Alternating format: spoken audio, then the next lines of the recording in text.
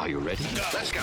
From AMI Central. Now circling in the neutral zone. Here's the pitch on the way. 36 yards for the win. This. Here comes a big chance. The shot. Is this the dagger? The neutral zone. This is as good as it gets. Now, here's your host, two-time Paralympian, Brock Richardson.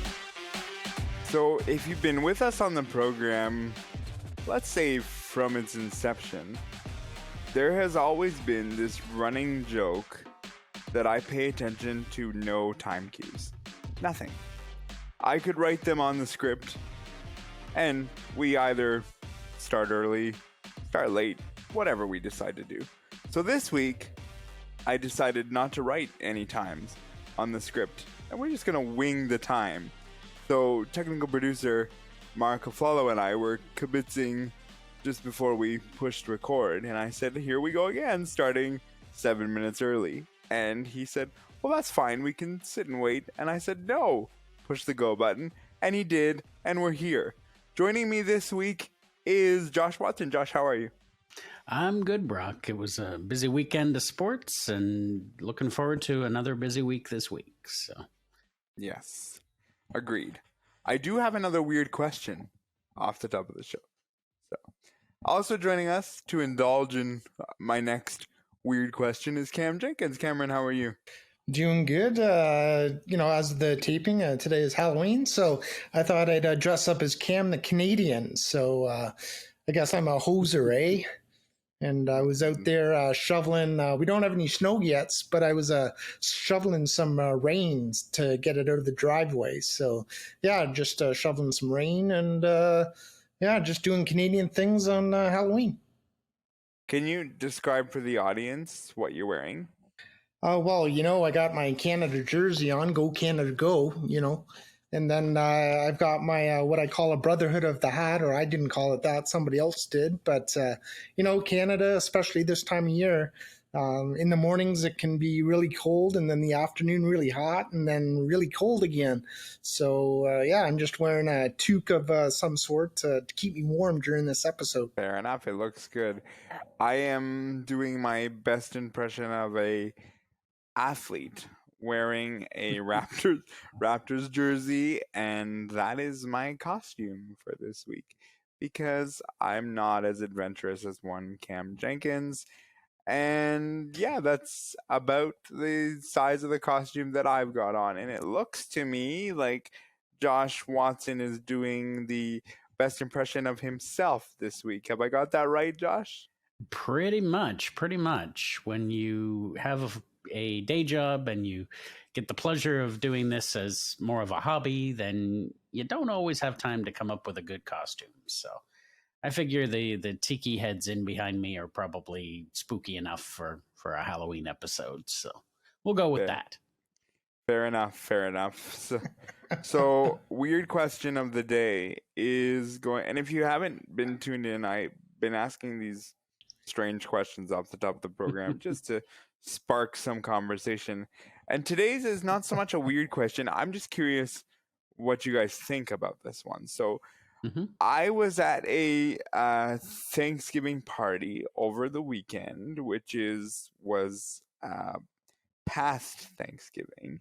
And I'm curious, does it bother either of you, Cameron, starting with you? Does it bother you when people have parties or holiday parties after said holiday, yes or no? Well, in this case, no, because are you talking about the Canadian Thanksgiving or are you talking about the American Thanksgiving? Because if it's the American Thanksgiving, I think it's a couple of weeks before, so it could be beforehand for that. So I think you really got to cater to, who you're with. So if there's a bunch of Canadians, a bunch of Americans, do it halfway in between, and yeah, it's all good. And at the end of the day, who's really going to complain about a get-together if there's food and drinks? No matter when you have it, who's going to complain? I know I'm not. Yeah, no.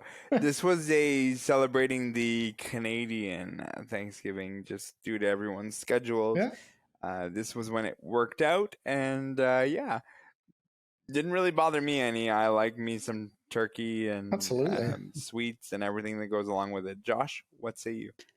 Well, considering that I was at the same Thanksgiving party over the weekend, I don't have a problem with it at all. If someone else is taking the time to invite me, and I was strictly told just to bring myself and eventually got there, I don't have a problem with it at all. I mean, when you consider families are getting larger and you sometimes have friends that you consider family, it's hard to get everybody on the same schedule. So, I mean, I know in your case, you've got your family, you've got your wife's family, you've got your worker's family there, Catherine, who we all know. So you've got a lot of things to juggle, and so sometimes things have to happen a lot earlier, and sometimes they have to happen a lot later. I mean, I sometimes can't get my whole family together just because we're all going in different directions, and most of us now have significant others. So it's really tough, and so we had a lot of fun, and like I said, I was the straggler. I got there eventually after taking a Sunday drive that I didn't intend. So yeah, it was all good. Yeah, it was a good time. Josh missed the farm entrance by a bit and ended up in a completely different town. And you're being generous. I missed it by about a 20-minute drive. That happens in the country, though. Like GPS doesn't necessarily work too well, or if you have the wrong address, these things happen. Well, I was going to say it works fine as long as you put the right address. Yeah, well, there you go. I had a friend that I was talking to the other day, same kind of thing. They were supposed to go somewhere to drop something off, and they had the wrong address in the GPS, and that was how it's getting late at night, or darker earlier at nighttime. So, and in the country, it was really hard to find, more so because they had the wrong address. And then when they got the right address, it was funny. I guess the person had a flashlight and they were blinking it on like an SOS, so they knew where to go. Yeah, and didn't need one of those coming in, but probably could have used it coming out since I almost drove down a cart path. But, that's a story for another episode. Yeah, it was one of those things. Josh called me and said, "I'm here." And I passed it off to the people that live there. And the first reaction was, "You're where? I don't even know where that is." So it took them a while to figure out where Josh was located. It was kind of one of them knew where I was. The other one did not. So that's okay. It was kind of a version of Where's Waldo, but it ended up being Where's Josh Watson? Well, Where's Josh? Here You went now. to where? He's here now, and we love him. And it's time to get into our headlines for this week. Neutral Zone headlines. During a recent press conference in San Francisco, Serena Williams said that the chances of a return to tennis are very high, despite announcing her plan to retire back in August. Well, what is it with athletes that seem to be retiring now and then unretiring? Tom Brady is the same way, and I don't know, is it a matter of that they just miss the sport so much that they don't want to retire? Or is it, they just don't want to give that up?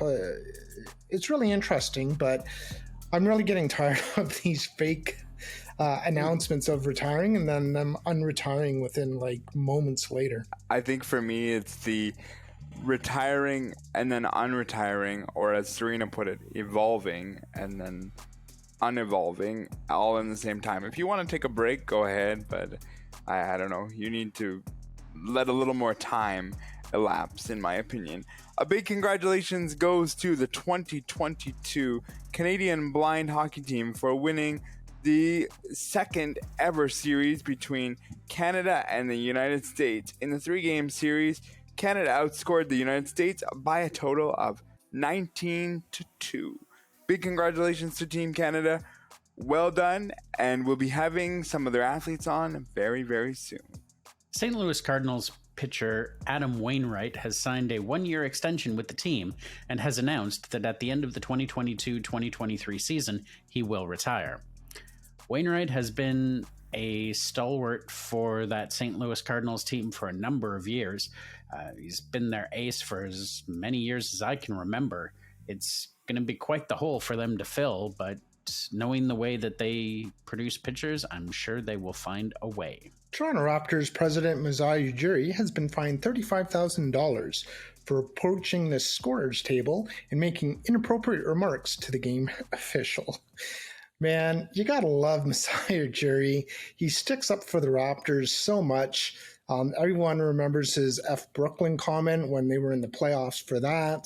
And like, he is just loved in the city of Toronto for the way he is. And, you gotta love it when he is just so abrupt in his love for the Raptors and the love for the city of Toronto. So Masai Ujiri, keep being you and keep getting fined. Those are your headlines for this week. Let's check on our Twitter poll questions. This one from last week, the question was, how do you think the Toronto Raptors will do this year? Make the playoffs and win at least one round is tied for 44%. And then the other ones is NBA champions had nobody, and then missed the playoffs had 13%. So that was last week's Twitter poll. This week's is surrounding Serena. With the rumors circulating, do you think Serena Williams will actually make a return to tennis? Your choices are simple, yes or no. You can cast your votes at our Twitter handles coming at you right now. And welcome back to the Neutral Zone AMI broadcast booth. And we are set to get this ball game underway. The first pitch brought to you by Brock Richardson's Twitter account at NeutralZoneBR. First pitch, strike. And hey, gang, why not strike up a Twitter chat with Claire Buchanan for the Neutral Zone? Find her at Neutral Zone CB. And there's a swing and a chopper out to second base, right at Claire. She picks up the ball, throws it over to first base for a routine out. And fans, there is nothing routine about connecting with Cam and Josh from the Neutral Zone. At Neutral Zone Cam J and at J Watson 200. Now that's a winning combination. And this Oregon interlude is brought to you by AMI Audio on Twitter. Get in touch with the Neutral Zone. Type in at AMI Audio. The wonderful thing about what we get to do here on this program is we get to talk all things Parasports, Pro Sports. And from time to time, wires might get crossed with our guests. And in fact, that is what has taken place for today. We were supposed to have Rhonda, who is the executive director of Ontario Blind Sports. She was going to come on and tell us about the gala, which is happening on the 12th of November. And she's unable to join us, at least at this point. So we're going to switch gears and discuss other Parasport event that is taking place very soon, and that is the Cruisers Cup. And one Josh Watson is going to be taking part in said event. And Josh, I'm going to start this conversation off with you because I know that you take part in league games and you take part in tournaments, the two major tournaments, and correct me if I'm mistaken, but I believe the two major tournaments are the Cruisers Cup in Brampton and the London Blizzards event in London, Ontario. How do you prepare differently, if at all, for a league game versus a tournament? Well, first of all, you are 2 for 2. Those are the two major tournaments in the calendar year for para ice hockey. Yes, bravo, well done. In terms of preparation, I mean, I'm a goaltender, so in my mind, my job is pretty much the same. I stop the little black puck, and that's that. It doesn't really matter whether it is a league game or whether it is a tournament. The only major difference with a tournament is that you're often dealing with multiple games in a short period of time. And so you have to, as a goaltender, understand that the first game of the tournament might be rough because the team might not be used to playing at that time or on that day. And you also, on the flip side, sometimes your team might come out of the gate really strong, but then as the weekend goes on and you play 3 hockey games in a day and a half, the team might wear down and might not be as sharp by the time the last game comes around. And so you have to sort of mentally prepare yourself for, more mistakes might happen, more chances might come your way in that game, because you do have a team that is more tired and who has had more taxing of a time than you normally would during a league game. A league game is pretty standard. You know, going into the week who you're going to be facing, because you've played them before most of the time. You know what to expect. You know who the shooters are on the team. You know where the shots are likely to come from. So it's a little easier to prepare for a league game. A tournament, you don't always know your opponent going in terms of, you know who you're playing, but you might not play them in the league normally. So you end up having to just kind of feel your way through more often than not. And Cameron, I guess my question for you, and I want to get your perspective on this as well, Josh, but we'll start with Cameron. Sure. You are also a goalie in your own right in para ice hockey. Mm-hmm. To Josh's point, can you sort of, and I'm going to put this bluntly, can you sort of feel when your team is falling off the rails before the wheels like completely just fall off the rails? Or does it happen like at the snap of a finger where it's like, they were playing well and there goes the 18-wheeler off the end of the road and here we go, take a deep breath, we're buckling in for the ride? Is there a difference? And if so, can you elaborate for me? Yeah, strapping your sledges and hang on for dear life. It really happens in both instances, in my opinion. Like, it can happen in a game where, you come out like gangbusters and you've got a lot of energy, and then it's almost like you exert too much energy, and then all of a sudden you just go, and, that's the end of it. As the weekend goes on too, as the more games you play, especially on, like, usually on a Friday, there's usually one game, if I remember correctly. And then on the Saturday, there's 2, maybe 3 games, depending on whether you make it in the playoffs. And then Sunday is usually like the gold medal games or the bronze medal games, those types of games. So especially on that Saturday, getting near the end of the day, yeah, like you just see people that were able to keep up with other people that are coming down on me, so it's not a breakaway. But then by the end of those games, sometimes, like, the other people are just zipping by, and it's like, oh, here we go, another breakaway on Cam. So yeah, like it really happens both ways.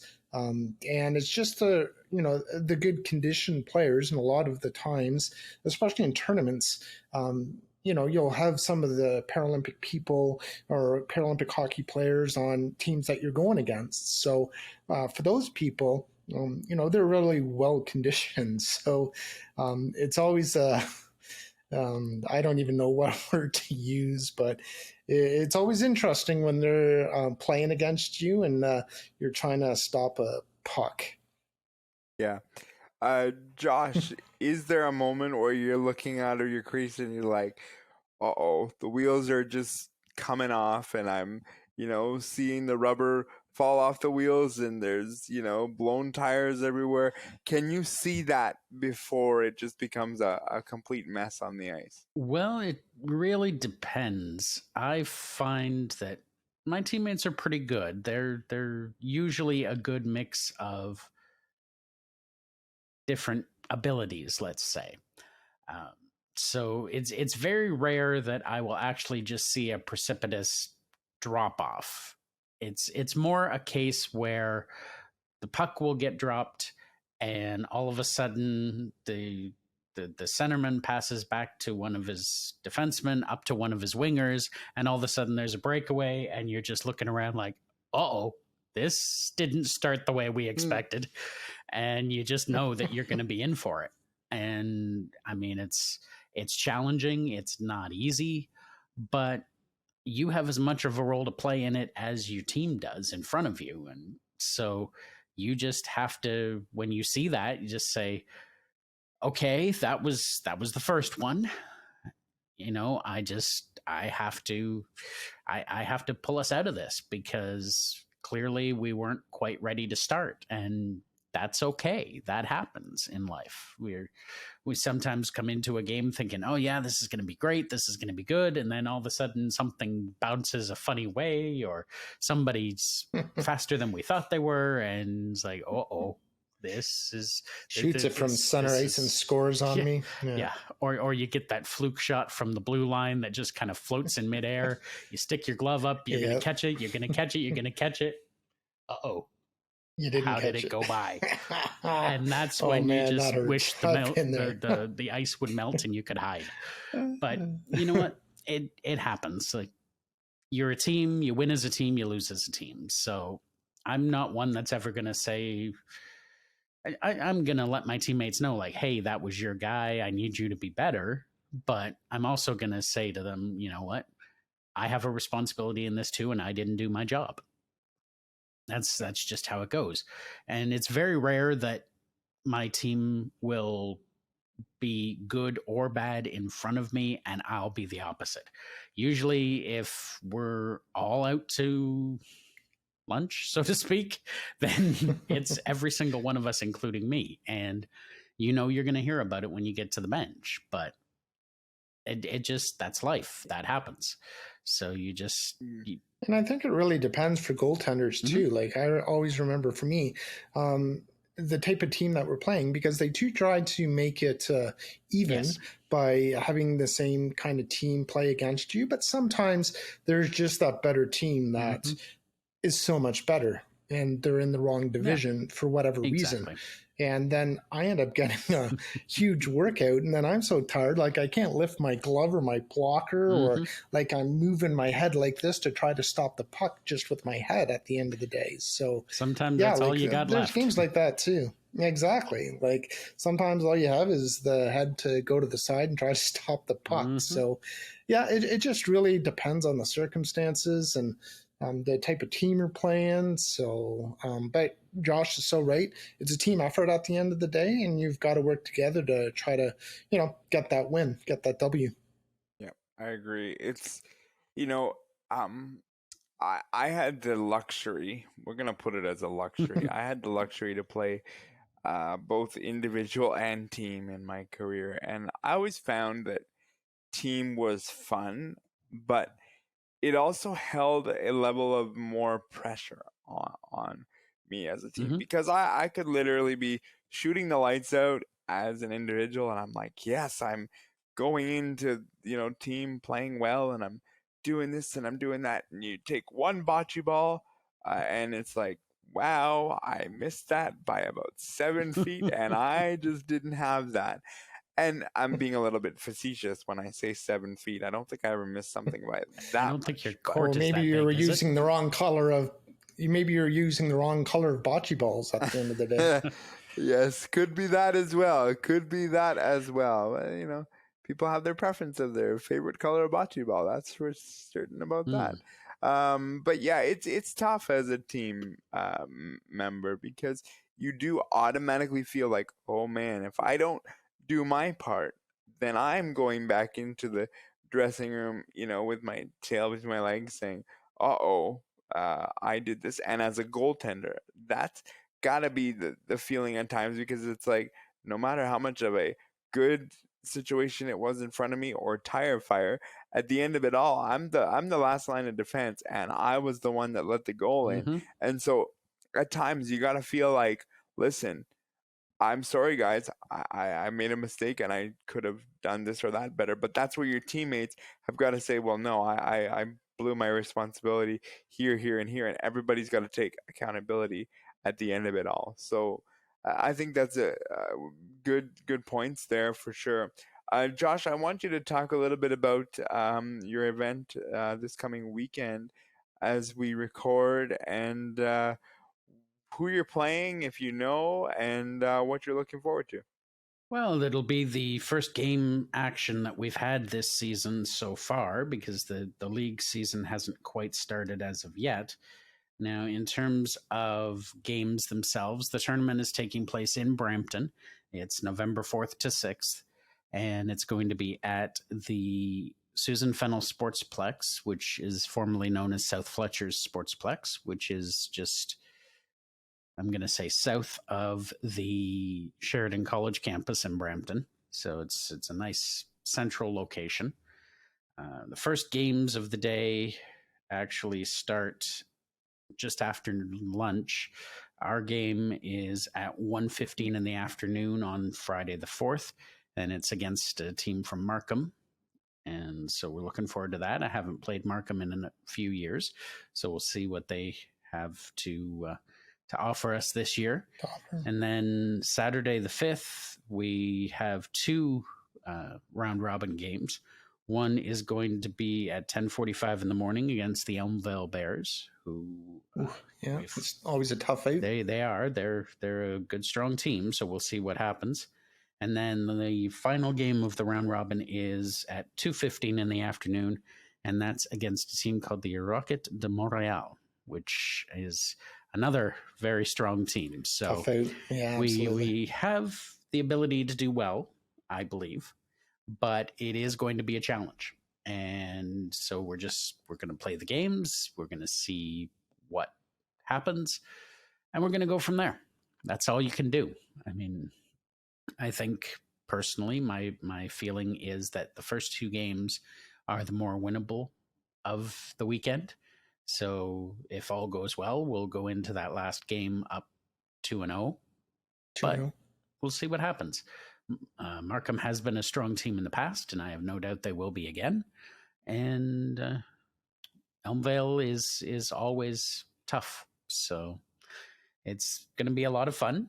And I've already warned my 9-to-5 job that I'm planning to take Friday and Monday off.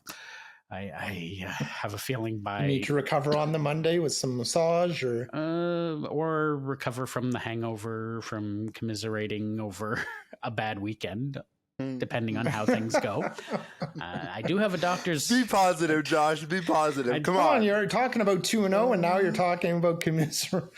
I'm just realistic. I don't want to put that pressure on my teammates. We're going to do the best we can. We always do. I love playing for this team. I mean, two of the last 4 years, we've come away with a medal at the end of the season. So this team has ability. We just have to put it all together, and it ends with me at the end of the day. I have to play well. So I'm going to give it my best. What is it, Josh, about your team that you like? What are some of the, good attributes about your team and how they play? What are some of the advantages? Ultimately, we do very well playing as a team, in my opinion.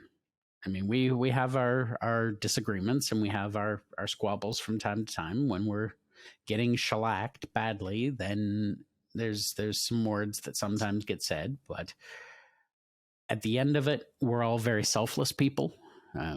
We know who the stronger members of the team are, and so if we are down and we really want to win a game, our coach will talk to the bench and say, okay, what do we want to do here? Are we going to cut down the bench and play the best players, or are we going to roll lines and just see how it goes? And so there's a lot of selfless people, and there are a lot of people who do sometimes give up ice time in order to see the team succeed. So you can't argue with that. We do have a number of strong players on the team as well, which will help us in the long run. We've got some fast skaters. We've got a couple of people who have a lot of great hockey sense and just are able to anticipate plays. They definitely have bailed me out in the past when maybe a puck has hit me, and you know that feeling too, Cameron, where it hits you and you're looking around like, where'd it go? And then you realize that, oh, okay, my teammate got it and they've dumped it down the ice. Okay, we're good. But they're just a great group of people, and they all really try their best. Yeah, I'm going to outline something that your coach, Ken Hall, has said on this program a few times. He hasn't yet been on the video podcast. We did try to get him on, but he's probably avoiding being on the video portion of the show. Or he's just really busy. If I know Ken, he could be really busy, but he also could be avoiding us for the video point. Maybe. But the thing I love about Ken, I just tease Ken. Ken teased me for years about bocce, so we can tease each other. You're getting him back. But It's time to get the your thing I revenge. love about Ken Hall is that he said on this program a number of years ago, he would rather coach a team with heart rather than a team with a bunch of skill. And I think, and I'm not trying to be disrespectful to your team whatsoever, but there is more heart than there is overall skill on this team, from what I understand. And so but a team with more heart can really, really play better than a team with more skill on it, because then you've got personalities clashing and all this. So to me, I love the thing about Ken that says, I'd rather coach a team with a bunch of heart than skill. And I'm glad to see that. It seems to me that this year there's a little bit more of a balance and a little bit more, skill and heart mixed together, which I will be watching your team on one of the games this weekend. And that's something I'm looking forward to.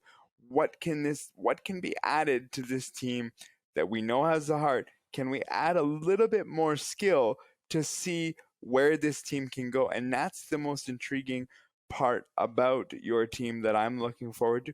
I've seen the All Blacks, and Claire's not here.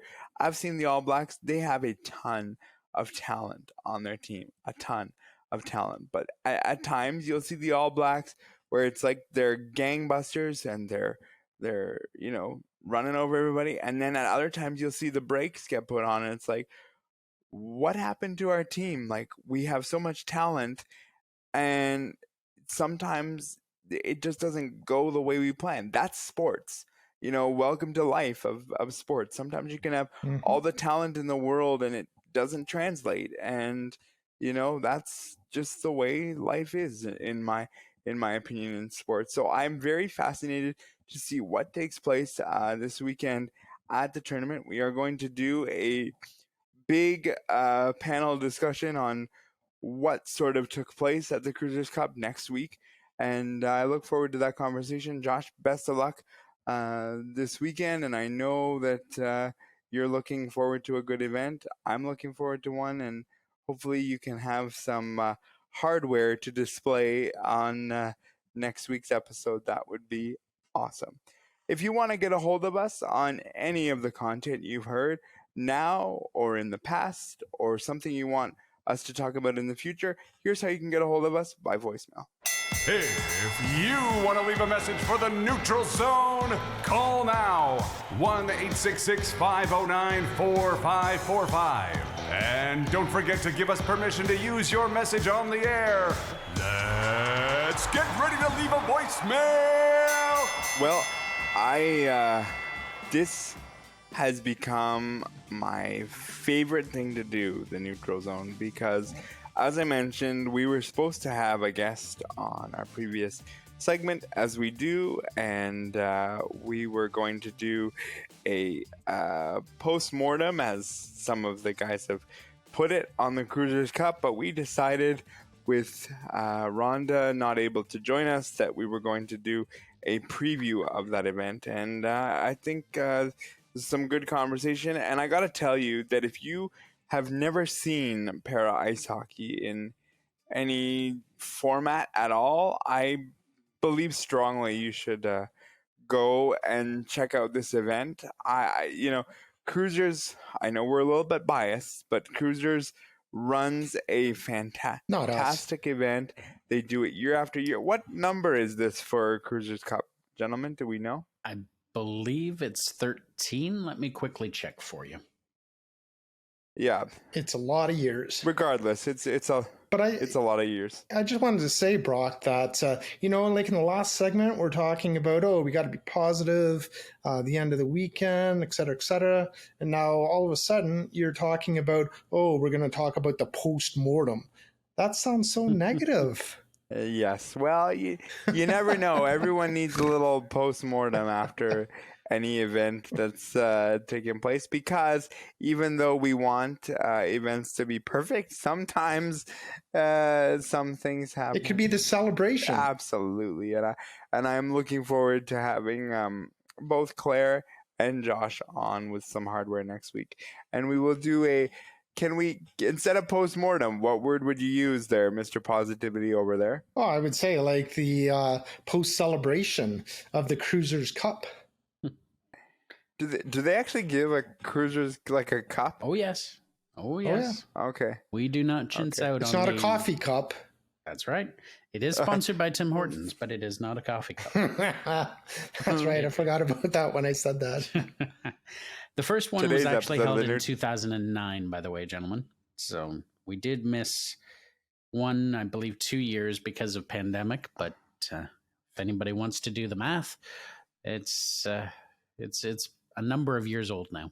So it's a lot of years. I think if my math would serve, it'd be about 2009, 19, that's 10, 11, 12. Yeah, 12, 13 years minus a couple. So yeah, around 11 to 13 years, give or take. And math here on the Neutral Zone, you never know. There you go. What we might talk about. A couple of former goalies and go ahead, Josh. A couple of former goalies and Brock. Well, we figured the math out together. So sorry, Brock. That sounded like I threw you under the bus there. That's not true. Yeah. That's okay. No, it's math was never my strong suit. It was like carry the one, put it where? Somewhere up at the top. Somewhere off in this direction. Yeah. Put it in my knapsack and let's go. There you go. Go. But you're right. Speaking of let's go. Go ahead. Let's go into the NBA. There's been some social media stuff that's taken place. NBA star is defending his social media where he talked about a film wrongfully. Let's take a listen to this clip. Brooklyn Nets owner Joe Tsai said he wants to sit down with Kyrie Irving and make sure he understands this is hurtful to all of us. But Saturday night, the Nets star said, I'm not going to stand down on anything that I believe in. I'm only going to get stronger because I'm not alone. I have a whole army around me.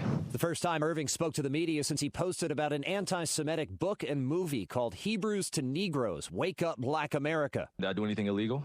Did I hurt anybody? Did I harm anybody? Am I going out and saying that I hate one specific group of people? In a statement Saturday, the NBA did not name Irving, but said hate speech of any kind is unacceptable. Brian Clark, ABC News, New York. You know, my favorite line of all this is I have an army around me. I'm not sure where this army is. And the thing I love about doing this as a video podcast, I can see Josh Watson's facial reaction to this. And as we sit here right now, the Brooklyn Nets are 1 win and 5 losses. That army seems pretty soft like porridge. Josh Watson, with your head buried, what says you on this? Oh, where to begin? Where to begin? I mean, everyone is entitled to an opinion. That is why we have, between Canada and the United States, 2 of the best countries in the world. Because you can, unfortunately, stand up and say whatever you want. It doesn't mean it's smart.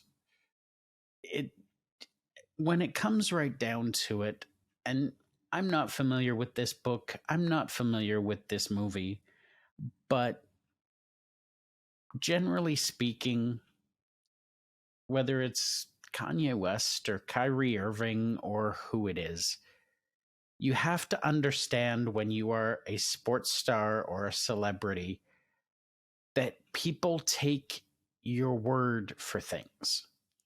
And so people will believe you even if you are blowing smoke out of you know what. So you owe it to your fans to at least have an educated opinion. Technically, is he right? Did he hurt anyone? That depends on how you define hurt. People can be hurt by the words you say. That's what libel is as a legal construct. he needs to think before he opens his mouth, unfortunately. And I don't feel like he did in this case. And I don't think he has in other cases that are well documented, including him missing multiple games in the last few years because of his vaccination status, which, again, you don't want to get a vaccine, that's your choice. But you have to understand that there are consequences. And just like there are consequences to opting not to take a vaccine, there are consequences to you opening your mouth and speaking your mind. Cameron? Yeah, I don't know the movie that he's speaking of. I don't know, the book that he's speaking of either. I'm just kind of reading the headlines, which can be very dangerous to do because in the headline you don't necessarily get all of the context either. But at the end of the day, from what I understand, it's hate speech and racism, and he can influence a lot of people because there's a lot of people that follow him, that look up to him. At the same time, though, people are of their own free mind to think what they want, to say what they want. And, I think that it also comes down to the families maybe having a discussion around that and, in their opinion, maybe why it's wrong, that Irving had said that. So, he's right in a lot of ways as far as he's not necessarily hurting anybody. He can say what he wants. The whole army of people, maybe that's his Twitter army of followers. I don't know. But yeah, so keyboard army? I don't know. There's so many people that, it's free speech. You can say what you want. And hopefully people kind of see through it. And it's just, I don't agree with it. Because to label a whole, and he said that he didn't, but I feel like he did label a whole, type of people a certain way. That's not right to do because no matter, what kind of people you're speaking to, disability, biopic, LGBTQ plus, there's all different kinds of people within those communities. Not all people are bad, not all people are good. So you have to take them as individuals at the end of the day and, look at individual people. And right now, I just don't think too highly of Kyrie Irving.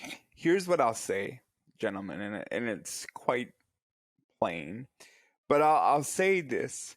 When you are a member of the media, when you are an athlete in the spotlight that you're in, whether good, bad, indifferent, I don't really care what version of the spotlight you're in. You have to hold yourself not to a higher account, but to a different account. Everything you say, everything you eat, everything you drink, everything you do is held at a higher account. Everything we put out on these podcasts are put out at a higher account. We have to stand by everything we say. And if somebody comes and says, hey, I don't like the fact that you said X, Y, Z, and this is why, we have to come and defend, if you want to put it that way, what we said. His defense is, I didn't do anything wrong. I didn't do anything illegal. Yeah, that's true. But you also may have damaged your image. Maybe he doesn't care about his image. But I certainly care about my image, and as do the three of us around the proverbial table. We all care about our image and what we say and do. Go ahead, Cameron. At the end of the day, Brock, we say stuff on Twitter or we go back and forth sometimes and have debates and so on and so forth. But if we say something, we don't have to, reply back to anybody, or we don't have to answer for it. We can say whatever we want and let all of the gray noise or the white noise around us, and we don't have to reply if we don't want to. But in this day and age with social media and trying to get more followers for the program and people to listen, of course you do want to engage with your fans and with your community, but at the end of the day you really don't have to if you don't want to. And I agree with you, Cameron, but I will also say this: you do not have to answer the fans, the followers, those things. But when your boss, in this case ownership, comes and says, hey, we need a conversation of what the image of the Brooklyn Nets is currently, that's when you owe the conversation. If our manager... But you just owe that to the owner. You don't owe that to all of the legions of fans at the end of the day. No, I guess that's where... But if you are, like with a policy that is at work, if you aren't supposed to, if you're representing the Nets and you're doing hate speech, or you're, there's a whole bunch of social media rules and regulations now with companies. So from that perspective, he probably shouldn't be doing that because he is representing the Nets, and that could make the Nets look bad. So that, I'm sure there's a social media policy at work that he shouldn't be doing that. Yeah, and I think maybe I wasn't clear in saying this. That's what I'm referring to. I'm not referring to the fans. I'm not referring to people that follow us or anything like that. I'm referring to when your boss comes knocking and says, hey, we need to have a conversation of A, B, and C because this is what I want, this is what we stand for, and what you just did, whatever this is. And in Kyrie's case, basically, from everything we know, he is defending hate speech, and a bit of racism, as Cameron pointed out. I haven't seen the movie. I have no desire to see the movie based on what I've read about it. That's not what I stand for. And so, to me, when you are a athlete or a member of the media, you have to hold yourself to a higher standard. And I think in this case, Kyrie has not done that. And, you want to talk about a team, Josh, that should be full of talent. We just spent time talking about teams that have lots of talent versus heart. Well, there's lots of talent on this team. Kevin Durant, lots of talent there. Kyrie Irving, lots of talent there. Ben Simmons, lots of talent there. All of those things. There's tons of talent. And then we see Josh, when Seth Curry comes back, that's going to be the answer. Is it? Because it doesn't look good right now in your organization, Josh. No. There are a couple of things I would just throw in here really quickly. Number one, as someone who is putting out a tweet or an email or what have you, it's not your decision whether you have offended someone. It is the person reading it. And Correct. The second thing is, if you are a fan of someone, really, really use your mind and think about what they are saying and doing and decide for yourself, do I really support this or not? Don't just follow someone blindly because they are an NBA star, an MLB star, an NHL star. So true. Have your own critical thoughts and decide for yourself if you're going to go along with what that person is saying. Because too often in this world, we are only fed by social media what the social media thinks we want to hear. Well, and it's so hard to know what's the truth because, a person says this and you kind of research it or you kind of think, okay, well, I understand that point of view. But then another, sometimes I get lost in the gutter of Twitter and reading all the replies. And then I'm like, okay, well, yeah, this person's making a good point. And then I look at another reply. Okay, well, they're doing a counterpoint to that point, and I can understand that too. And yeah, it can go down a deep, dark hole when you start reading threads of Twitter feeds. Right. And you have I'm going to give you guys a phrase here that I think at times is lost in the world. You have to use common sense. You have to use your own sense and not just someone because, as you guys point out, this is Kyrie Irving.